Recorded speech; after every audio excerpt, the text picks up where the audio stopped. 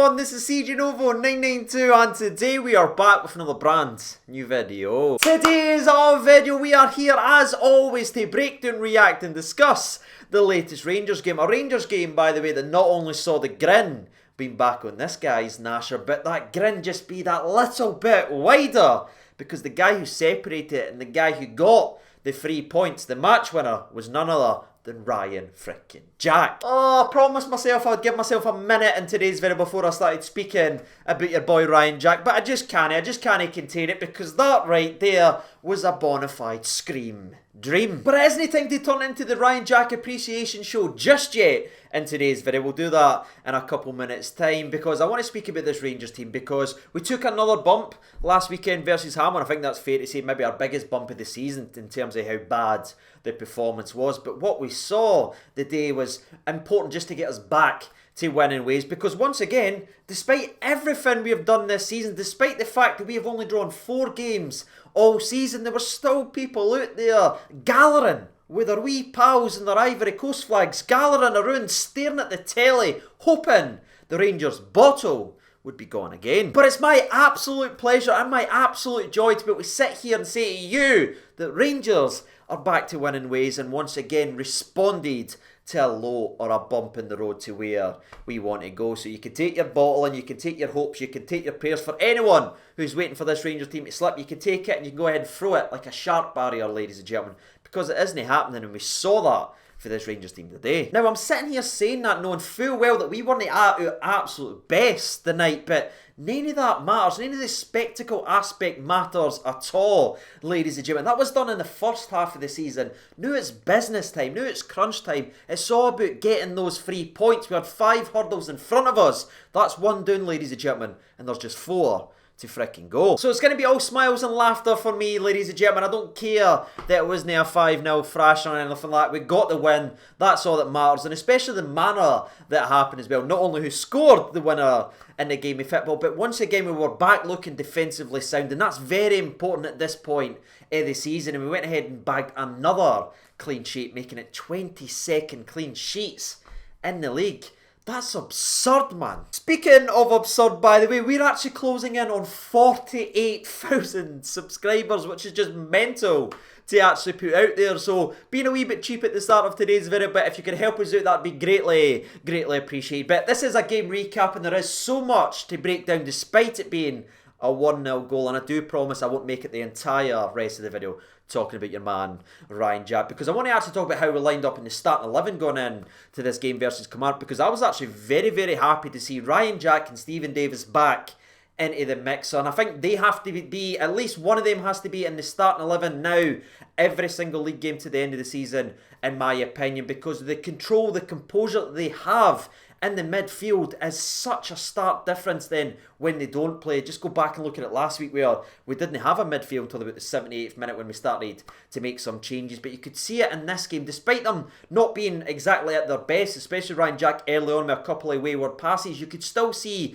their energy and just their presence they bring into the game of football. You could say, right, at least we've got a midfield in this game to start controlling and dominating the game. And I truly believe the platform that they gave us in the middle of the park was one of the main reasons why we did start brightish in the all game. Now again, it wasn't us at our free-flowing best, but we still had authority in the middle of the park and we were dictating tempo. We weren't allowing Kilmarnock to get near us. We were passing it sharply from side to side, or a nice little first time ball, or Aribo was trying to get forward with it, and that was the base for me in the game, and I was very confident and very happy because I knew eventually if we were going to control the middle of the park and not get overrun or anything like that like we had last week, the eventual breakthrough would come, and the breakthrough did come in the 60th minute of the game with some fantastic build-up play. Once again, Cedric Itten is going to be heavily involved and heavily featured throughout today's video, but he's involved. Your man Hadji and Tavernier's all combining here. It's a brilliant little first touch inside the box from it, and he finds your man Tavernier, whose finish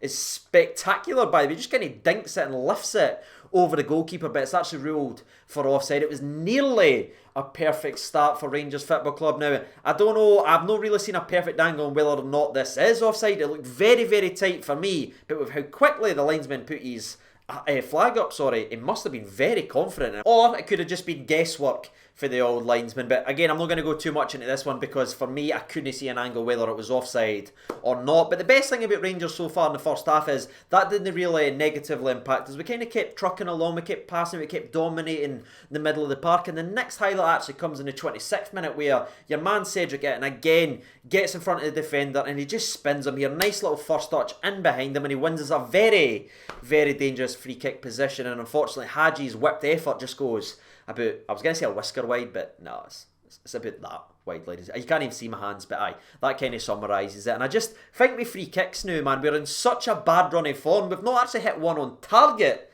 since the Dundee United game. We're cursed because of that screamer. But ladies and gentlemen, speaking of screamer, that gives us the perfect transition on until the 37th minute of this game, where once again, before I go any further on, I just want to thank you all so much. I mean, social media gets so much negativity, and rightly so, there is a lot of negative and a lot of poison actually out there, but the community that we've built, me and thee here on the channel, is just such a joy to be a part of, because not only was it a massive goal for Rangers, and obviously that's going to be celebrated, we all love that, but because it was Ryan Jack who scored it, online it was just such a joy reading your tweets, reading your comments. It was such a laugh, and it was almost like we were all round in the same room celebrating, which is obviously great to know because we're all kind of separated and everything with what's going on with the world right now. But that was amazing, lads, and I greatly appreciate everyone tweeting in and getting involved with this one. But regarding the actual breakdown and how it actually happened, it's actually a very good corner. I think it's whipped in by Barisic, and it kind of drops into the old area and it's kind of bouncing about. And at first, originally looks like it's going to drop to Balogun. I mean, Tomo was shouting on commentary, it's a goal on Rangers TV, because it looked as if Balogun was going to burst the back of the net. But Kilmarnock again throwing their bodies on the line. They've done that all afternoon. Let's give a wee bit of credit for that. They certainly defended their goal very well, and he gets in front of it, eventually flicks up out, and this is where it falls 5 yards outside your box to your man Ryan frickin' Jack, who not only gives that a little flick up, a little kiss of the football just to levitate it enough to reach that wonderful right foot, but then he goes ahead and delivers an absolute pile driver of a volley that just goes like that. Bread basket, goalie nowhere, 1-0 Rangers. CJ Hart nearly out his arse. Oh my god, I couldn't have scripted it any better, ladies and gentlemen. The fact that he's just flicked it up and just buried it into the bread basket. I'm just going to talk about it for the rest of the video, because that right there is a moment. And we speak about guys like Hadji, we speak about guys like Kent, we speak about guys like Alan McGregor for having magical moments. Well, this was Ryan Jack's moment, and it's a massive moment for us because it's gave us the platform to go ahead and win the game 1-0. It's gave us the 3 points, and I want a wee bit of respect put on Ryan Jack's name, because there's people lining up slotting him because he misplaced 2 frickin' passes in the game of football. But after he blasted that into the old back in it, the comments kind of went silent for a little while, and I thought that goal there just seemed to just wake him up, because for the rest of the game, man, he was absolutely flawless, and he was edging that man in the match poll for me, in my personal opinion, alongside the guy who was majestic in the middle of the park, Stephen Davis. But of course, that was the only goal in the game of football, but there was a lot of chances and a lot of things we still need to discuss, so hopefully you're going to stick with me over the next couple of minutes, because just after that goal, we started to spark into life, and it was a poor back pass from, I think it's one of the right backs for Kilmarnock. I think he tries to pass it backwards. It's well intercepted by Ryan Kent. He just sprints, takes on his man, gets it down the left-hand side, hits it with his left foot, and it's very well saved by the goalkeeper to once again force another set piece. That could have been an opportunity and a chance here, but the goalie's there and he was big when he needed to be. But Ryan Kent wasn't done there, as he continued to heat up and heat up and heat up the longer the game went on, because he's heavily involved in the 43rd minute again, getting involved with the ball, building it, beating a man, then passing it to your man Barisic, who whips in a beautiful cross to the back post, and it looks as if it has fallen directly to your man Tavernier to just burst the back of net, but he kind of touches it and it goes wide, but at the same time the guy literally takes him out. It should have been a penalty kick in my personal opinion. Now again, I don't know how you feel about this one, but this looked as if it was an absolute stonewall penalty, because the defender affects him shooting, puts him off, makes contact and makes Tavernier hit it wide. I'm still speechless. That wasn't given a penalty kick, and I think if you've got any questions on whether or not it was a penalty kick, look at the defender's reaction who made the challenge. He's stunned that it wasn't given, and I think that tells you everything you need to know. But when you go and have a wee look to see who the referee was, ladies and gentlemen, you kind of expect clear and obvious things to be missed because that is what this man does. And again, I'm not want to turn this into too negative or anything like that, but for me, the Ryan Jack goal and the excitement and the way that it went in really clouded and sort of covered for a lot of just questionable decisions made by Don Robertson in this game of football. I think the perfect example is in the 45th minute, Ryan Kent beats a guy 3 times down on the left-hand side. The guy just gets fed up, puts his 2 hands on his chest, pushes him. Kent goes like that, keeps the ball and nutmegs him. The boy just comes and pushes him again. Literally just trying to give a foul away. He's just fed up of Ryan Kent at this point. But somehow, after the second time of shoving Ryan Kent off the park, the referee just goes, aye, play on.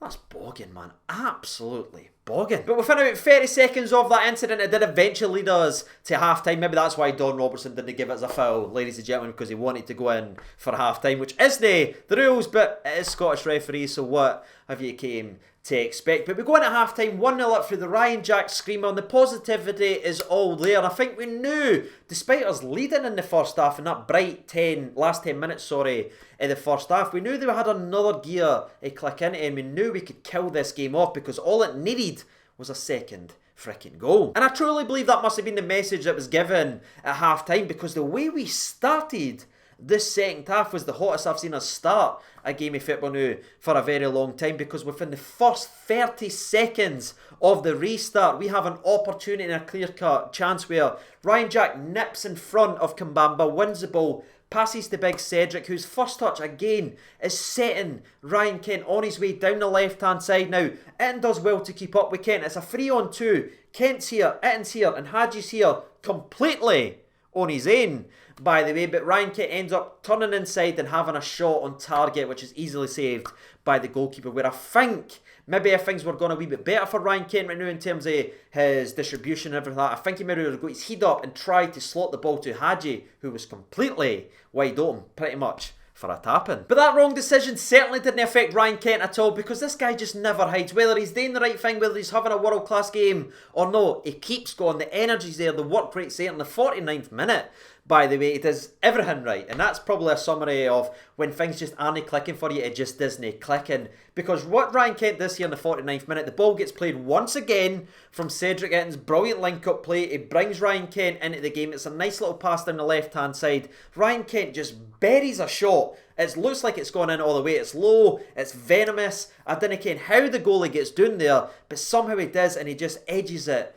just wide. And that probably summarises Ryan Kent's frustration with that, because even the players, the gaffer, and him's just staring like, how did that not go in? He'd done everything right, honestly. And you know what's weird? That frustration I had there about the goalkeeper somehow saving it only just got hotter and hotter as the second half went, because I started getting really annoyed about our corner kicks. Now, again, this isn't us putting the ball in or being poor deliveries or anything like that. No, it's us whipping the corners in and the set pieces in, because we know how good we are at set pieces. It's been one of our mainstays for the entire season. But every single time, bar twice in the entire freaking game, our set pieces and corners resulted in free kicks to Kilmarnock. I've never seen that before in my entire life. Every time we put the ball into the mixer, one Kilmarnock player would just throw themselves onto the ground or go down holding their head or screaming. It was weird because they were all kind of in sync with screaming for fouls every single time. I've never seen that in my many grey years of watching football, but Don Robertson ate up every time we put the ball into the mixer, and that right there was frustrating as hell to watch. But I don't know, maybe I'm just being cynical, ladies and gentlemen. Maybe that's the way you should defend set pieces. Just have somebody flop like a fish every time and just get free kicks. That's the game now, apparently. But back to the actual game of football, there were still bright sparks throughout the second half from Rangers. Some nice build-up play. I think Jacko winning the ball back early, passing to your man Cedric Itten again, who has Hadji once again wide open on the left-hand side. But this time Itten, after all his build-up, all his link-up play, I think he just wants to get a shot off here, because he had a couple of opportunities to pull the trigger and he couldn't get it away. So I think this is one of these incidences that the striker just went, nah, I'm having a pop here, and he tries to have a shot, but it's easily saved by the goalkeeper. But that right there is still another massive chance that we created. We just weren't clinical enough and executing it. But the longer the game went on, you knew changes were eventually going to be made, and Hadji came off the park, and I've got nothing but praise for his performance in the game. I thought he was brilliant. He was just got himself into the positions, the ball just didn't come to him to burst the back of net with a clear-cut goal-scoring opportunity. But in the last 15 minutes, there was that clear-cut opportunity, and sorry if you're getting bored to hearing this, ladies and gentlemen, but Stephen Davis finds your man, Cedric Itten, whose first time ball to Ryan Kent is immaculate. In behind, he's got a defender on him. Joe Aribo, fair play, and bursts a gut to go and support him. He's wide open. Kent flips the defender inside out and then just calmly passes the ball to Joe Aribo, who's got nobody near him, just the goalkeeper. Just have a shot. He's wide open in the box, but I've never seen Joe Aribo do this, if I'm honest, but his first touch is absolutely bogging, and his second touch is just as bad, as it's just kind of kicked directly at the goalkeeper. He should never have gave the goalkeeper a chance to get near him, but again, that's a summary of the game. We go to the positions, but that lack of finishing or the killer instinct just wasn't there in the performance today for Rangers, because if it was, this could and should have been a cricket score. And do you know what's messed up about football, people? See the people that's elevating Ryan Kent to whipping boy status, saying, oh, he's no other than assist since this date or this date is, they'll forget and ignore the fact that Ryan Kent has put that on a plate and should have had an assist to make it 2-0 in the game. They'll forget about that and then talk about his lackey assists in a couple of days' time or next week, or when he misplaces a pass or anything like that. That's what's mad about the football these days. And again, I'm not harping on Joe Aribo or anything like that. He's a very good player. Missed chances happen. It's football. But from the Ryan Kent perspective, I just think the guy just can't do right for wrong right now to certain people. They just keep pointing him out and saying, oh, he's doing this and doing that. That should have been an assist. It was a moment of magic. We just didn't capitalise on it. And just before we wrap up today's video, by the way, I want to give Scott Wright a wee shout out and a wee mention as well. I thought he was very bright when he came on. Got stuck into a couple of challenges. I went, go on, Scotty, right? Get in there, make yourself a player for Rangers. I thought he was very bright. He was involved with Tavernier and nearly creating another goal-scoring opportunity, which was once again well-deserved to credit to Kilmarnock in the 80th minute. But as the game went on and everything else, there was only sort of one other shout for Kilmarnock, because that's all they really did. They defended and they shouted for absolutely everything, where the big boy who they brought on just kind of threw himself down into the box, even though the foul or the contact would have came outside the box. But they're crying for a penalty that for me, but it's quite clear as day, never ever a penalty kick. And if it is a foul on the player, it's outside the box. So I didn't understand this, the media frenzy of Kilmarnock should have had a penalty. No, they shouldn't have. But it brings me so much happiness to say, apart from that shout from Kilmarnock, that is all they offered in the last 10 minutes. There was no holy crap iffy moments where Alan McGregor had to make a save or anything like that. The defence was absolutely brilliant. And the two fullbacks didn't leave the halfway line. So that shows we've learned our mistake for last week. And I'll take that for the rest of the season. So shout out to the midfield, the defence as well, for the last 10 minutes, not letting anything happen despite a couple of set pieces and everything like that. Very well defended, and that's why they're sitting here with their 22nd clean sheet in the league this season. And with that being said, that is the old game recap. If we're talking man of the matches, again, Ryan Jack is right up there in my personal opinion, and he's met right here, almost level as well, by the name of Stephen Davis. I thought two of them were absolutely fantastic. Davis, by the way, making runs in the 80th minute, being linked up, almost put through in the 79th minute of this game of football. Just what a player he has been this season. So for me, it's a coin flip between the two of them. I thought both of them were outstanding. But shout out to big Cedric Itten as well, that some people were slaughtering and stuff like that. For me, he done everything that he could. He held the ball up, he brought people into play, he made things happen. He just wasn't quite sharp enough when the chance or two did fall to him. But to be fair, there wasn't a lot of service to him in terms of go ahead and attack this. It was more, I'll play to you, you play and create something to me. And for me, he done good at that. And with all that being said, that is the man of the match discussion, and that is the old game recap done and dusted. All that's left for me today is give a massive thank you from me to thee for sitting here and talking about Rangers things women. For the couple of people who fired in, by the way, sending nice stuff in about the preview yesterday, I greatly appreciate it. I know they didn't get as much views and people don't interact with them as much as the recaps, but for the people who fired in saying we actually done pretty good previewing of Kilmarnock because they just played to Kambamba and worked long, but I greatly appreciate that, lads. I really do. And as always, that's a fantastic win for Rangers Football Club. I've been CJ Over 92. I'll see you in the next video. Take care of yourselves and bye.